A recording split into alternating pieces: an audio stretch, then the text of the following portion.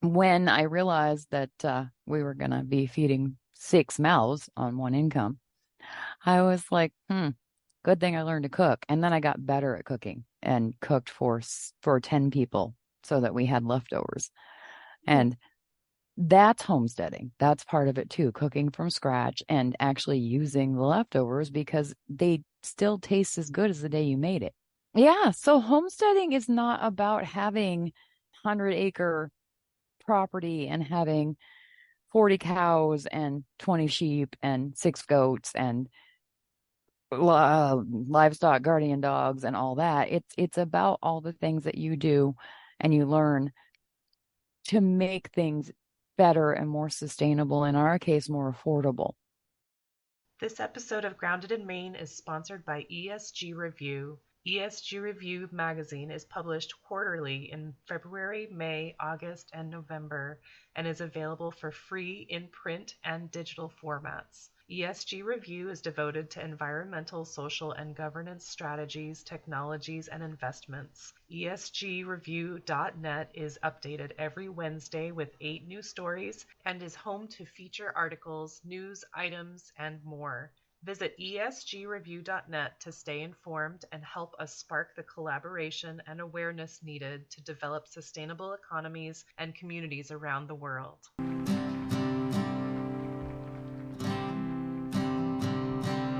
There's a place where there's no trouble, no more pain, no more struggle. Grounded in Maine podcast is an open conversation about how we show up for the world. I started this podcast out of a desire to learn new ways to be sustainable because the word sustainability is big. It can be overwhelming, and I just wanted to learn, different ways to try to be part of the solution and not feel like it's too late. So I'm talking to people who are doing different things and learning so much. I hope you are too. Hi there. Thank you so much for listening to Grounded in Maine today. My name is Amy Fagan, and my guest today is Mary Lewis. And Mary actually is a podcaster as well. She is a homesteader on a small scale, which I thought was really cool because I think that, a lot of people might think, and I know that I had in my head before, that you have to have this huge property, and it is just not the case. And Mary's going to tell us about that. So I'm excited about that. And Mary also has a writing history, much like Debbie Mack, who was just, 2 weeks ago. But I just thought that Mary was super interesting, and she actually had me on her podcast as well. So we were doing a bit of a swap, and I just thought it's really nice to get to know someone really well in the podcasting realm. It just is, people are just so generous, and so they just love to talk. So it's always nice to have that opportunity to, if you're doing a swap, you have like 2 hours to get to know someone as opposed to, 45 minutes to an hour. You just get, more quality time with them. So I really appreciated this, and I'm looking forward to hearing what you guys take from Mary.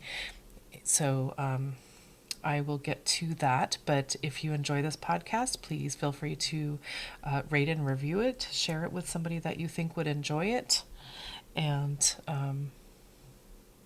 yeah. Thank you so much for listening. I hope that you have a great week.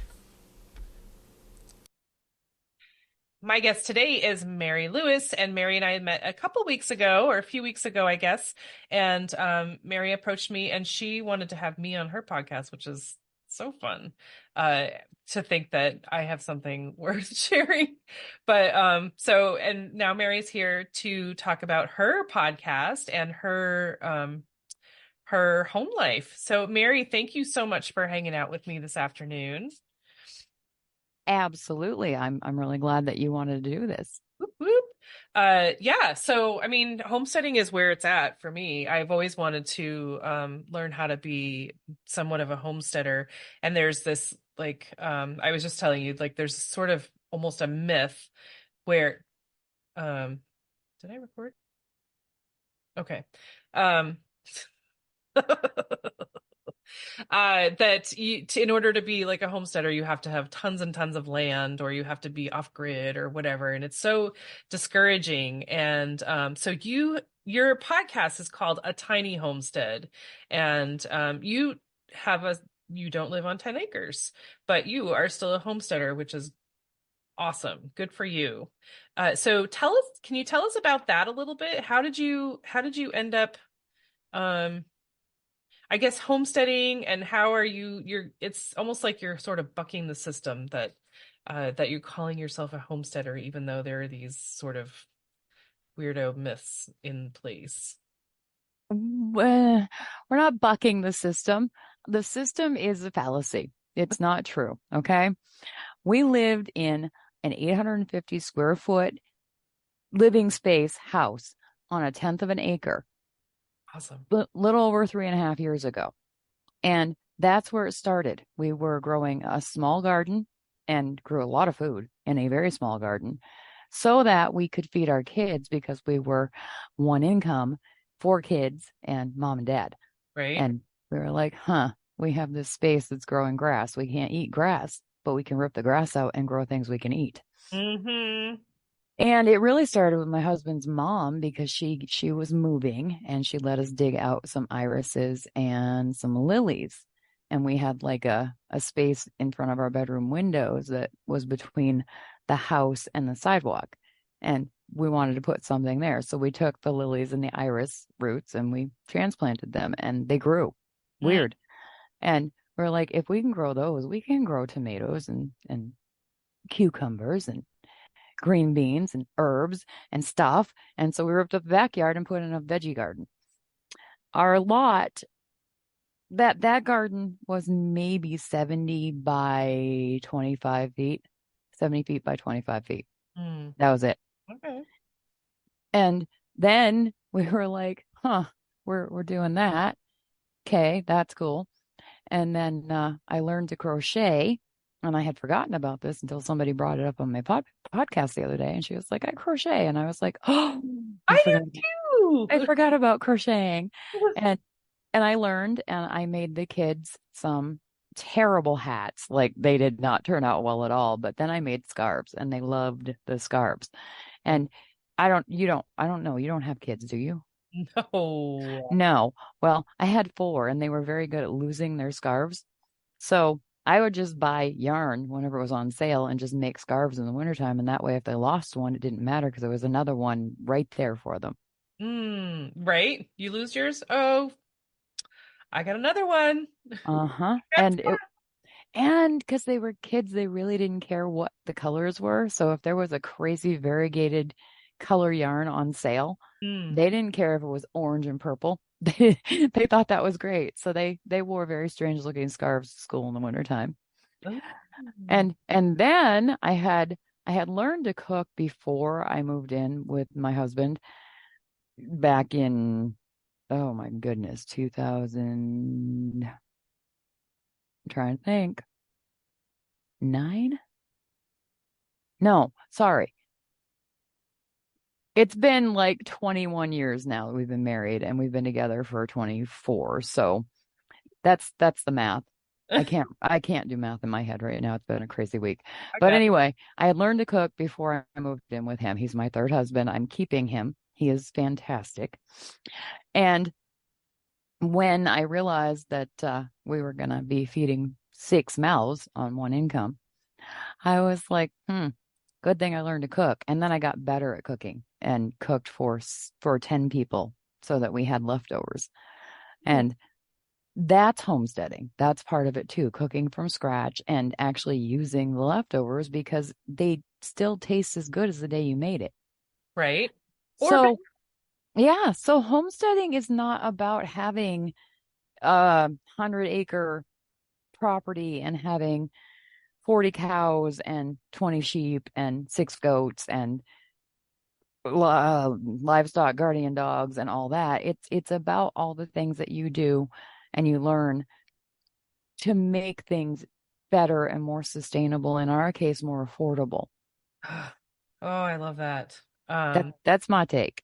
Yeah. I mean, I remember one of my favorite homesteader uh podcast that I listen to, Jill Winger, she says she says basically that that homesteading is, it's more like a, I think she said this, that homesteading is a state of mind. It's not Mhm.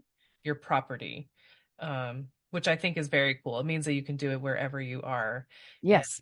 it's a matter of like mindset. Like I am caring for what's mine. I am growing things. I am making things, and I'm doing it. So shut up. Um, Yes.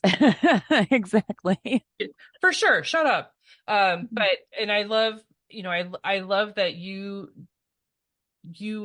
are that, and that's so you're like living proof that it's possible to do that. You don't have to have the big property and solar panels and blah blah blah, which, if you have the money and you have the space, that's cool.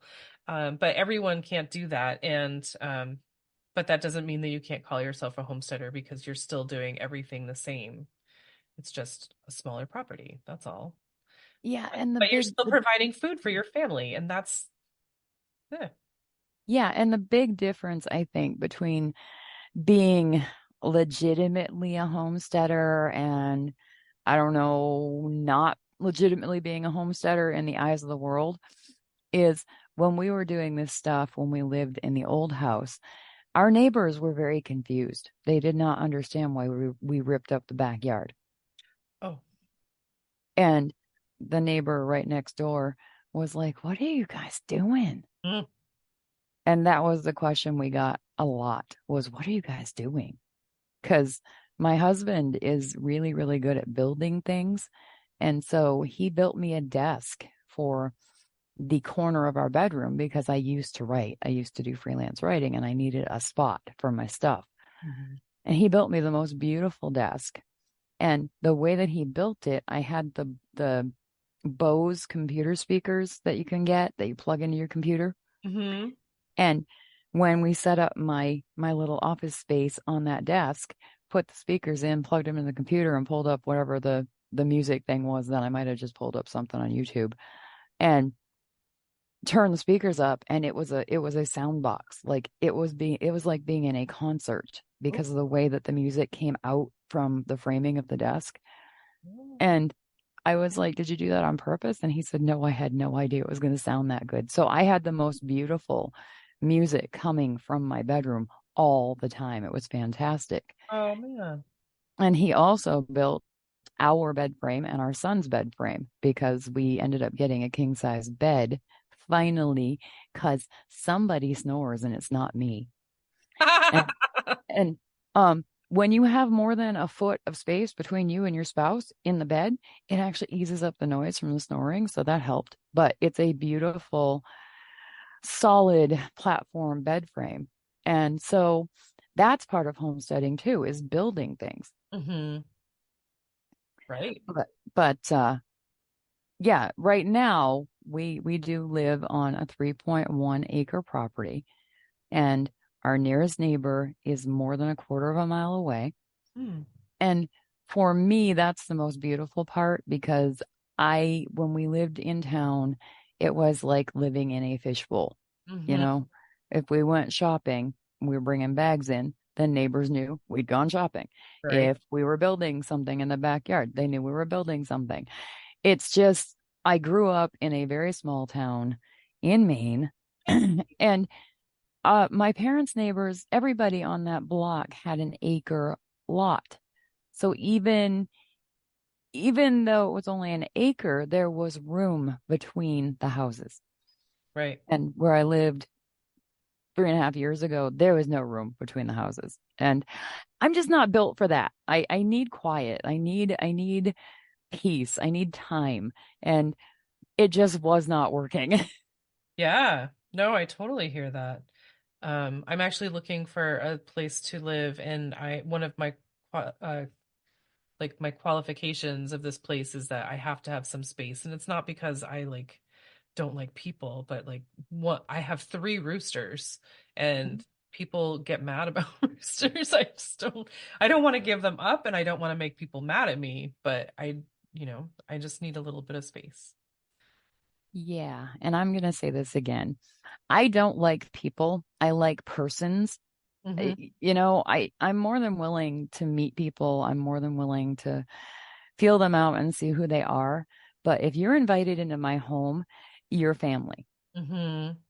And so for me, having lots of people around is just a constant distraction and Hmm. I can't think. It makes me a little nutty. Yeah, I hear that. Okay. Uh, but and so what are you doing on your homestead? I know you said your husband is a builder and you are gardening. Hmm. Hmm. And we have the chickens. And when people buy the eggs, we're willing to sell them. No one has hit me up for eggs in a while, even though I have posted on Nextdoor and sort of posted on Facebook. Facebook's weird. Like if you say you have eggs for sale, sometimes they let it slide and sometimes they shut You it right can't down. sell stuff on Facebook. Yeah. It's weird. I don't know what the heck, but it's fine. And our eggs are like $3 a dozen. Right. And last I heard, eggs at the store right now are going for $3 a dozen. Yeah. So I don't know why people aren't buying our eggs. Maybe they just don't want to drive out from town. I have no idea. Hmm. But we have eggs for sale. I will see if they sell this summer at the farmer's market. Um, we have, I shouldn't say this, but I'm gonna say it anyway. We have barn kittens right now. Mm. We Kitten, didn't, hmm? kittens, not cats. Yeah, we didn't want barn kittens. We had barn kittens last September and we were going to get Mama Cat spayed. Oh. And then it got super warm back in February, and February is not usually the month that the cats are making babies. Hmm.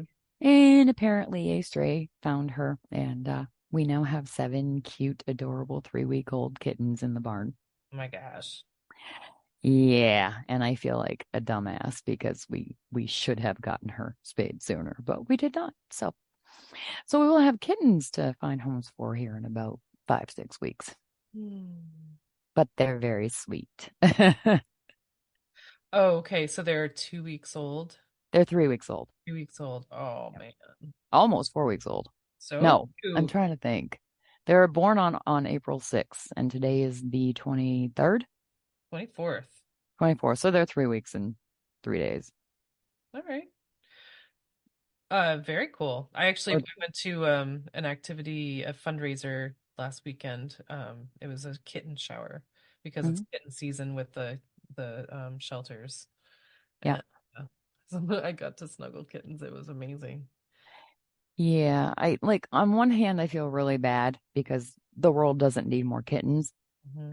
On the other hand, So this is a homestead. There's going to be baby critters. right.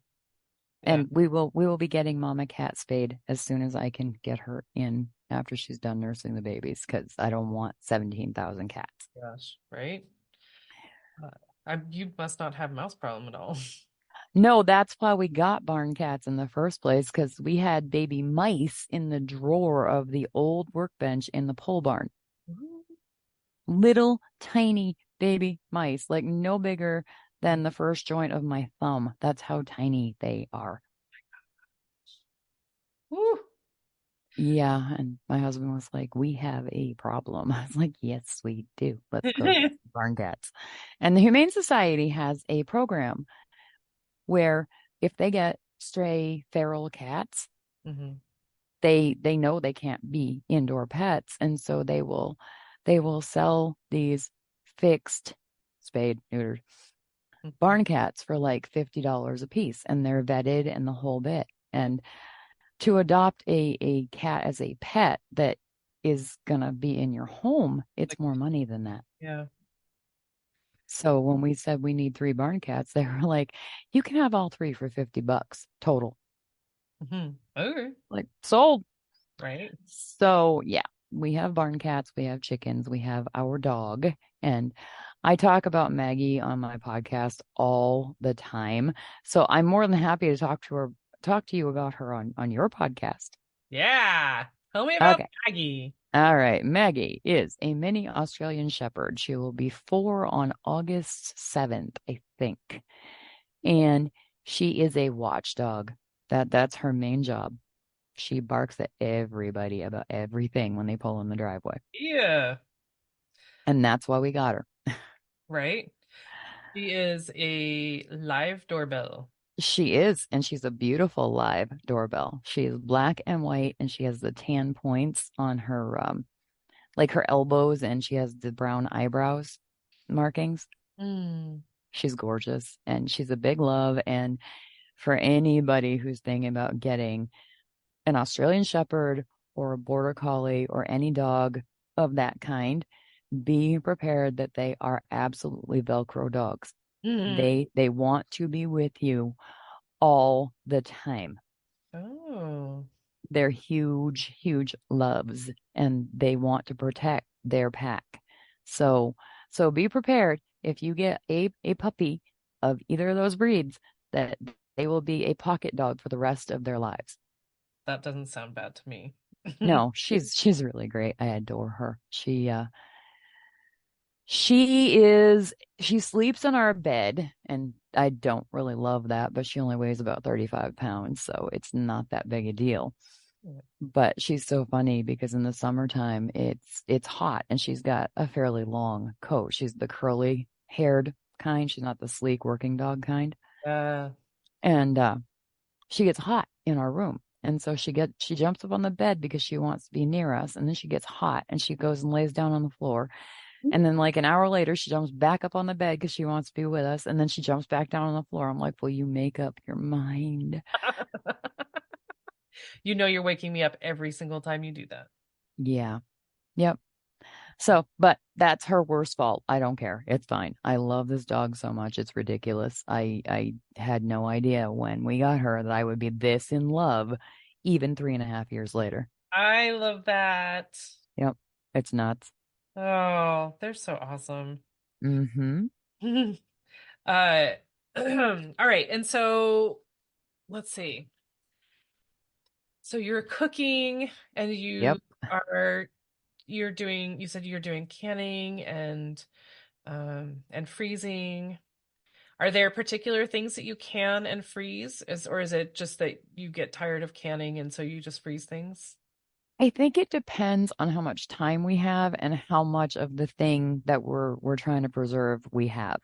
Like, um, cherry season is coming up for us. Cherries will go on sale at the store here soon. And we try to buy cherries at the store when they're on sale because cherries are really expensive, but we love them. Hmm.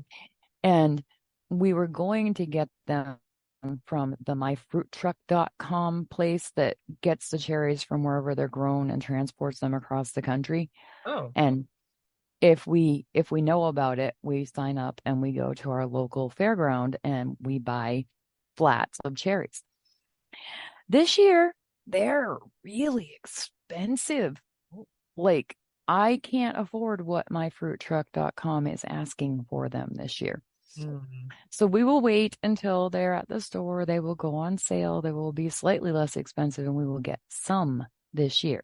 Mm, But point is with cherries, if we can afford it and we buy enough, we will make jam and preserves out of them. So of course we're going to can them. right. If we're just buying them to eat them, Hmm. we'll buy 10 pounds. We'll eat what we want. We'll make a couple pies and we'll pit and slice the rest of them and freeze them because it's not worth taking the Right. time to can them. For so little, right. Yep. Yep. But when the tomatoes roll in August from our garden, we will be canning like 3 weekends in a row. That's awesome. I mean, I've canned tomatoes and it's such a pain to do. Oh, It's yes. really time consuming and I'm just one person. Hmm. So it just is so time consuming. And so there was one year that I was like, you know what? It is too hot. I literally cannot do this. Yep. I put them in the freezer and that'll be fine. And then that was the year that we were without power for 7 days because we had this like Halloween freak storm that knocked out Oh, power. And so we lost all the tomatoes, yep. as well as all the other food that was in the freezers. But oh, so then I was like, you know what? I got to do it. It doesn't matter how hot it is. I just have to suck it up and can them. Yeah, and that's the worst part. Um, I did not want to can. Like, we never canned at the old house because we didn't have AC. And my mom used to can in the summertime, And she would and sweat and in it the and can. it was hot. It was hot and it was muggy and it was miserable, and I have terrible memories of it. So when we moved here, we actually have central air here, which is an absolute blessing. I am so Yeah. glad. My husband asked me 2 summers ago. He said, "Can we try canning now that we have central air?" And I was like, "Yes." Uh, I don't want to, but yes.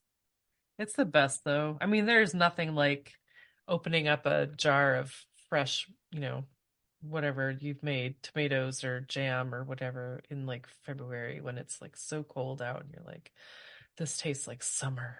Oh, absolutely. So what we ended up doing is all three of us cut up tomatoes and then we threw them in our roaster, the roaster that you would cook a turkey in, Hmm. the big old 22-quart roaster thingy you plug into the wall. Yep. Threw them in there and cooked them down in there because it just was easier to do it that way. Hmm. And then we were making tomato sauce. So we have a juicer. Um, I don't know, contraption. I don't know what the word for it is, but you put the tomatoes inside of it and you twist a handle and the pulp and stuff goes out one side and then juice goes down the front into a container. Yeah, yeah. I mean, like a That, food mill? no, No, no, it's juicer. not a food mill. It's it it's like a food mill, but it's not a food mill. Okay. And so basically we fed all the tomatoes through it, got all the tomato sauce out, cooked that down for a couple hours, and then canned it. Hmm. And with three of us working on it, it took a full day, and that was fine, and made like 24 quarts of Yeah. tomato sauce. And That's the so beautiful thing it's, about having help though, because oh yeah, hey, it's less miserable because it's hmm not just you. yeah, yeah. Talk, If it was, whatever, and then you also have help. yeah, if it was just me, I wouldn't do it. I'm a lazy homesteader. I want to make it fun. Yeah, well, right, it's more fun, and that just makes you're like, cool, let's do it. Um, totally. And so I have a post-it note on the wall behind my computer that says community sufficiency because I Mhm. know that so many people are like self-sufficient. I want to take care of myself, and that's, there's definitely that's important to be able to, keep yourself fed and housed and whatever. But I think community sufficiency for me is very powerful because I'm just one person. Yeah. And, to have like community to do all these things with, it's more fun and you can get more accomplished and in less time because there's more hands as long as everyone knows their part. Absolutely. My husband learned to can because his mom and his aunts used to do canning together. And there were there was his mom, her two or three sisters, the wives of my husband's mom's brothers. Okay. So there were like Your, 12 or your husband's 13 women. uncles? Is that what Yes, oh, sorry. Like I said, been a week. I don't know what words are anymore. I'm just stringing them along and oh, seeing what I'm just happens. trying to, for myself, just try to understand what you're saying. So Yes, husband's yes, uncles. Okay. yes. My husband's aunts by marriage. How's that? Okay. And his aunts by blood, and his mom and his grandma. So like 12 or 13 women would be working together to can like venison or tomatoes or making pickles or whatever. And my husband would be there and he was learning from them. So he learned at a very young age about canning. That sounds amazing. And I think that's wonderful. I think it's just fantastic that he is male, but his female relatives were like, "Do you want to learn too?" Right? Because boys need to know these things too. Mm-hmm. Mm-hmm. Well, I was thinking to myself, like that's so cool that he was asking. Like, can we can now? Hmm. Yeah, I didn't want to. I really, really, really did not want to can at all. And we did it, and the house did not. the walls did not sweat. It was okay. Amazing. Yeah. All right. So canning, freezing, cooking. What are your favorite things to cook? Because I know you're saying that you make something for 10 people and then you have leftovers. I love roasting a turkey, like a 12 to 22 pound turkey, just depending on what we have, because then you have it the day you cooked it. And we do a turkey probably every month and a half in the wintertime. We do not do them in June, July, and August Hmm. because it's just too hot. Yeah, Nobody wants from to the eat oven, turkey. for sure. But turkey is really healthy for you. It's practically free food because it's typically never more than a buck 20 a pound when you buy them in November and December. Mm, So, and you can freeze them. Like bring them home, right. take them exactly the way they're out of the grocery bag, put them in your freezer. You don't Yep. have to do anything to them. Yep. And you eat. I always try to make my turkeys with like mashed potatoes and green beans and homemade cranberry sauce if I can get the cranberries because it's really yummy. Mhm. And some kind of bread, whether it's the bread my husband makes or, the stuff we have bought at the store. And so it's a full sit down meal. And then whatever turkey's left, I make turkey wild rice soup out of it, or we make sandwiches or whatever we're going to do with the leftover turkey. But that one turkey lasts for like 6 or 7 meals. Mm, So turkey's great.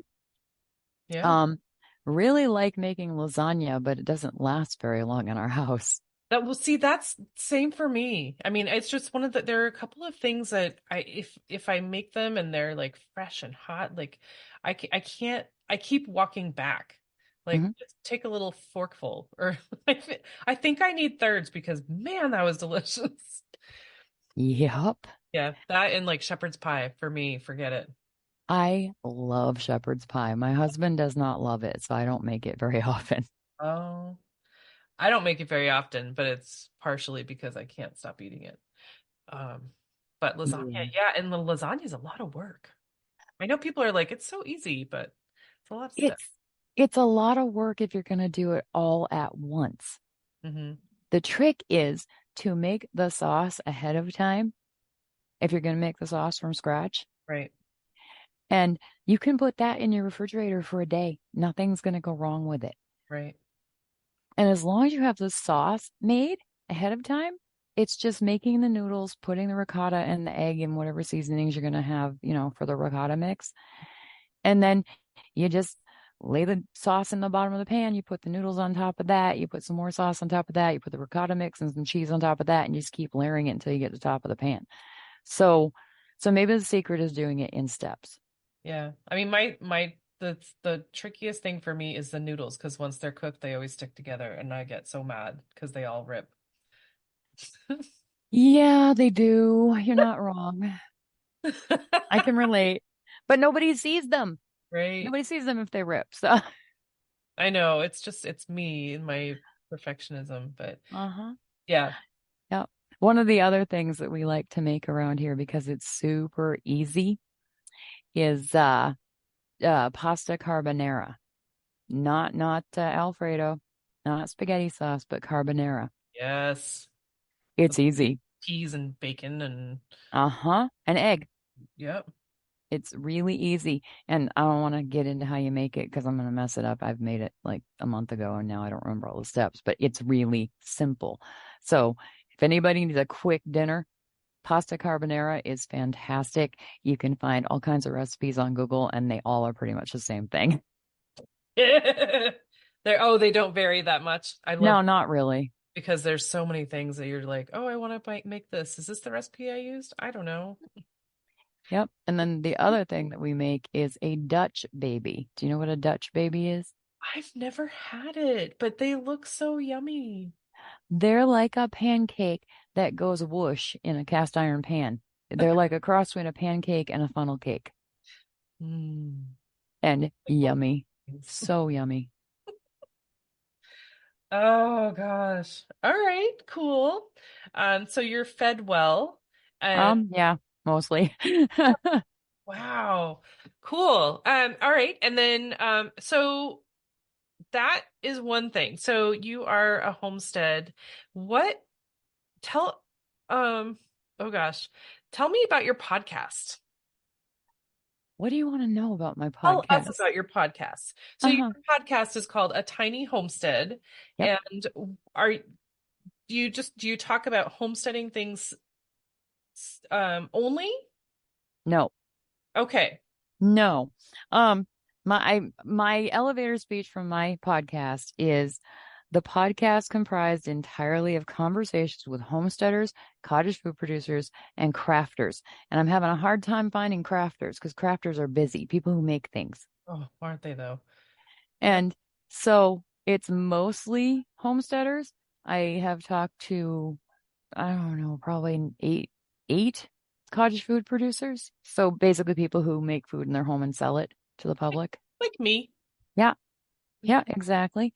And I also have added in some stuff like talking to Joel Salatin because he said yes. You know, Because I want to everyone talk. should. I'm sorry, what? Because everyone should. Sorry. Yeah, I talked to a lady from the Old Farmer's Almanac, the second editor, woman editor of the Old Farmer's Almanac the other day. Ooh. And it's not released yet, but it will be. It was great. Oh. So I'm trying to add in like stuff that homesteaders would be interested in that isn't just other homesteaders homesteading. Yeah. Talk to a lady from Future Farmers of America. Awesome. Um, I'm talking to a woman tomorrow who is part of the water conservation district for our county Ooh. because I figure that's important. That's very cool. I'm trying to add in stuff that is like homesteading adjacent, I guess. Yeah, for sure. I mean, it's the cool thing about having a podcast is that there are no rules. Like Yeah. you do what you want and you can have a topic, but you don't have to always stick to the topic. I mean, Yeah. my podcast is about sustainability and I'm talking about menopause. Uh-huh. Yeah.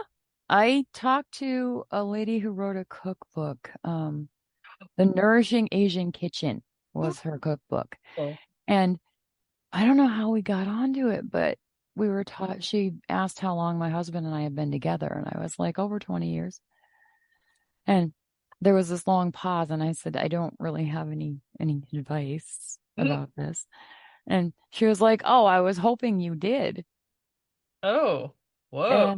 And I said, well, I said, I guess the thing that I would say is, you gotta respect each other. You've got to be friends. That's why you got together in the first place, is because you liked each other. Hmm. And it led to this 10 to 15-minute long discussion about marriage and how to make it work. And I was like, why am I doing this? I don't want to talk about this. Love it though. So that was weird. And at the end of that stream of consciousness, I was like, I don't know why we're talking about this on a homesteading podcast. Mm. And I was I don't know, just kind of creeped out by talking about it. And Oh, she said, but it's relevant. And I said, oh, and she said, homestead burnout. We hear about that a lot. She said, but we don't hear about relationship burnout because of the homestead burnout. hmm. I was like, okay, yes, you just made it relevant. Thank you. Yep, totally. That's yeah. Because I was thinking you never know where these conversations are going to go, Yep. and you're getting to know these people on screen or on, record or whatever. And you just, you know someone for one piece of themselves, but as you're getting to know them, you don't know like what kind of connections you might make. Yeah. And, if your relationship with that person is going to reach out past the podcast. Mhm. And I love that. I love that part because you just don't know. Like, I mean, I have one of my local farmers was just on my podcast recently, and we talked for almost 3 hours, Mary. Wow. But it's, as a farmer, like they don't often get to talk that much, about life. It's always like, let's plant this and let's plant this and let's do that. But he just, he told a story and I was like, man, you're just so interesting. Mhm. And I just love that because now we're like buds and, just so many people that I've met from like across the world that I now have a relationship with that I wouldn't have had we not had this conversation. Um, Yeah, I just love that's it so much. and that's part of the reason that I started the podcast is because I have told the story on my podcast, but I haven't told it on yours. It's really hard to talk to people about farming or homesteading if they're not doing it too, Right. Yeah. because they they want to be interested and they want to be supportive. But when you get past 5 minutes of talking about it, Their eyes just glaze over. there you go. Yeah. And I was like, marketing Yeah.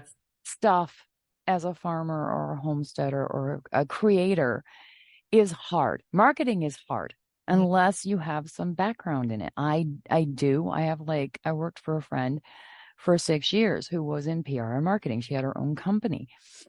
And I started out doing filing for her because she had a new baby and she needed help. That's how I ended up working for her. Mm. And I learned so much from her. I didn't even realize how much I had learned from her until I needed it. Mm. And so I was like, I want to start a podcast, but I don't want to just talk. I don't want to just talk. I don't want it to be a monologue. I want it to be a conversation. Yes. And I thought, who can I talk to that would help the world, help people? And I went to my husband. I said, I think I know what I want to do the podcast about. And he said, what? And I said, I want to have conversations with homesteaders, farmers, crafters, people who bake and sell. I want to promote them. And Yeah. he said, do that. Yeah. That's what I've been doing since last Yeah. August. Yeah. I mean, there's homesteaders specifically are either super chatty or they're super to themselves. Yeah. And so you want to get the chatty ones because boy, will you get stories. And they just, they're so happy to share what they know. And then some people are, very closed-lipped about it, tight-lipped about it. I don't Yeah. know the words, but Yeah. Tight-lipped. Yeah. yeah. But you just find the chatty ones because the tight-lipped ones are just gonna ignore your reach out. Um, but the chatty ones have so much to say, and it's always so interesting because it's not just like about homesteading, it's stories about, their community or, whatever. I think it's fascinating because there's so many aspects to homesteading. And that was, I think I was telling, did I tell you on your podcast about that?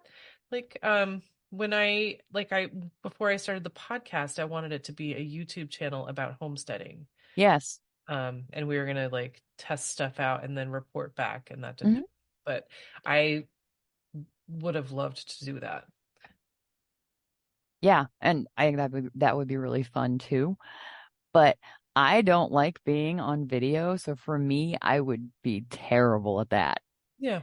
So I'm going to do this instead because Yeah. I really, really do love talking to people.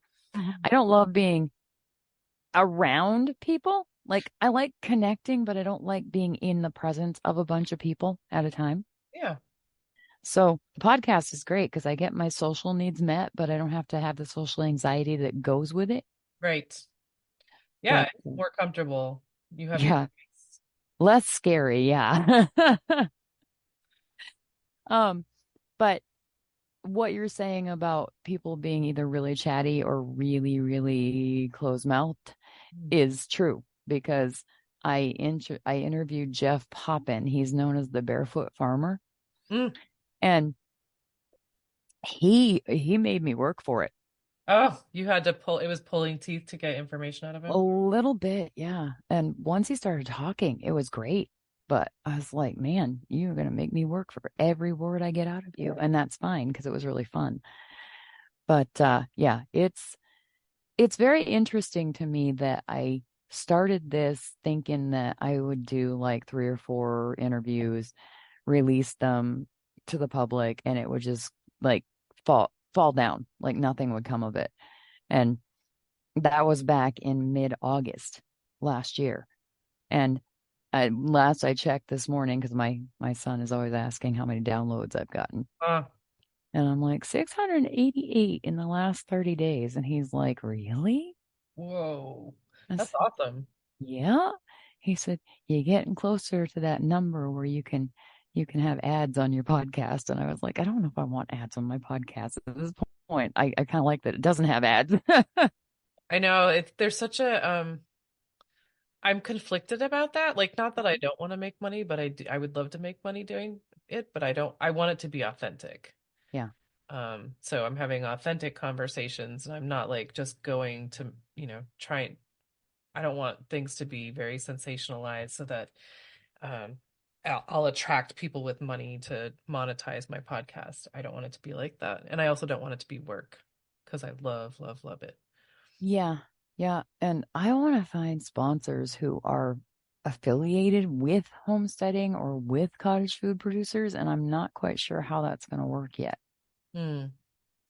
I'm working on it. I just don't know yet. I hear you.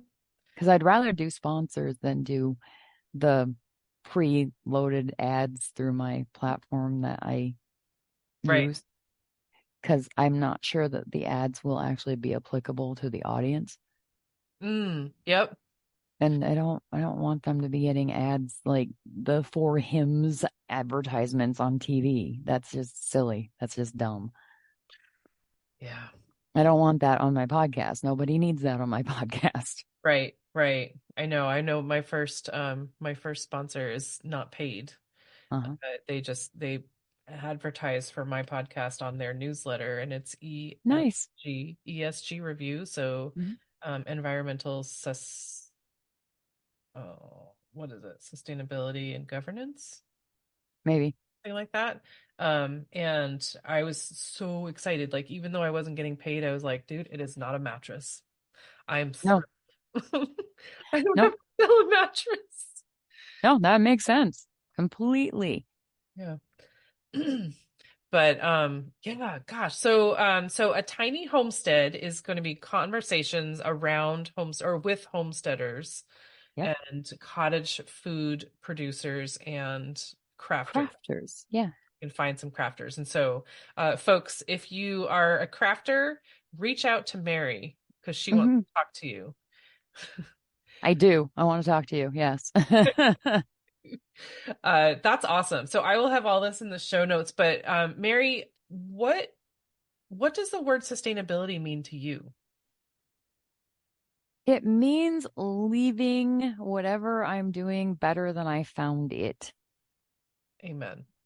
Yeah, totally. And that's camping, that's cooking, that's animals, that's gardens, it's the earth.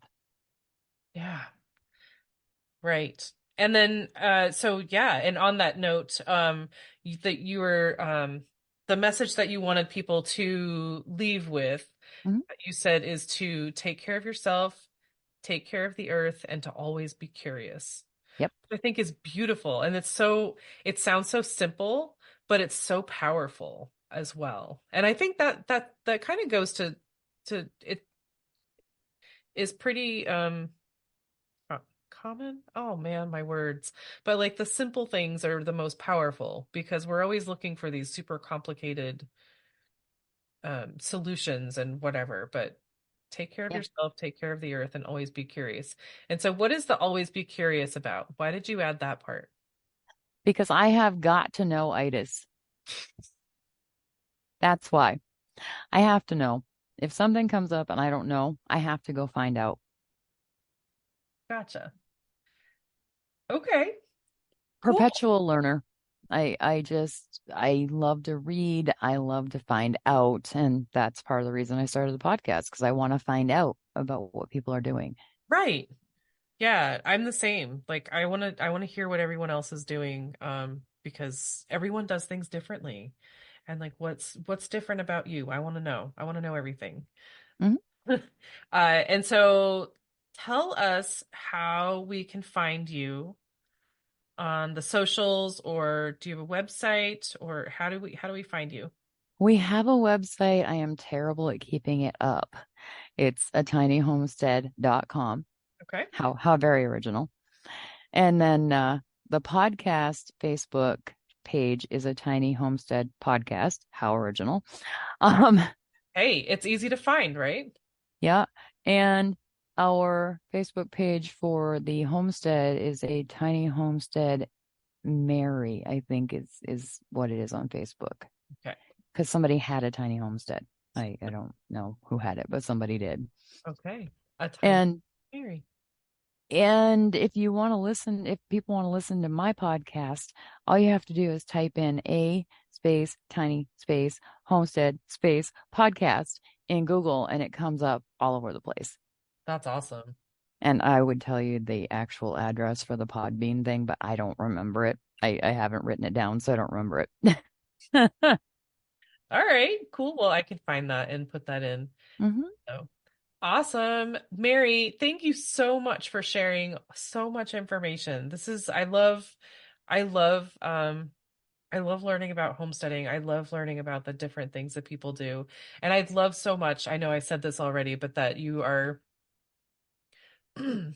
you are totally okay saying I live on a small property and I am homesteading. But even now, I mean, you're on three point something acres. So 3.1, yep.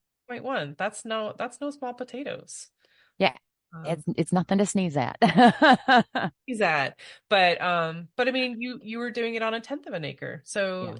go you. And it's all learning, so you're learning all kinds of new skills, Yep. just super cool. And one of those skills now is podcasting. Who knew? Yeah. Indeed. Awesome. Well, thank you so much for hanging out with me today. I am thrilled to be able to share this message. Take care of yourself, take care of the earth, and always be curious. Because what is it? You love to know. What do you what's your itis? Got to know itis. Got to know itis. Awesome. All right. Thank you, Amy. I just want to take a second to thank my guest again for speaking with me and sharing such great information. I love having these conversations with folks. I also want to thank Buzzsprout for hosting the podcast, for Jane Bolduck and her music genius, for Becca Coffron and her award-winning artwork. And thank you for listening. I appreciate that so much. Please check out the show notes for any links and extra information. And if you would like to follow my guest and find out more about them, I'm sure they would love the follow. And if you don't mind leaving a rating or review wherever you're listening, and just help to get this podcast in front of new eyes, that would be amazing. I would really love that. And feel free to reach out to me on the socials and let me know what you're thinking. And if you would like to be a guest on the podcast, please let me know that. I would love to have a conversation with you about sustainability. All right. Thank you again. I hope you have a great rest of the week.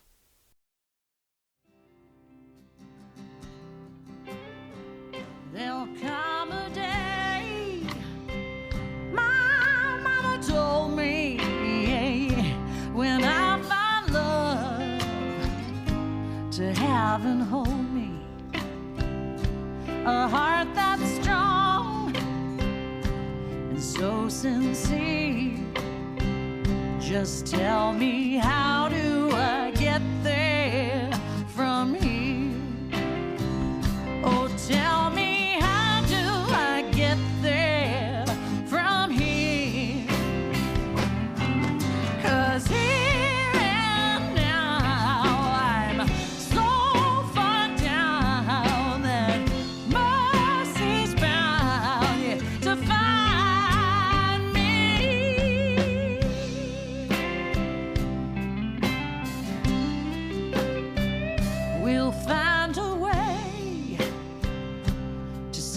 sickness, will heal the ache with sweet forgiveness. Wages of war will disappear. Just tell me, how do I get there from here? I wonder, how do I get there from here? Yeah,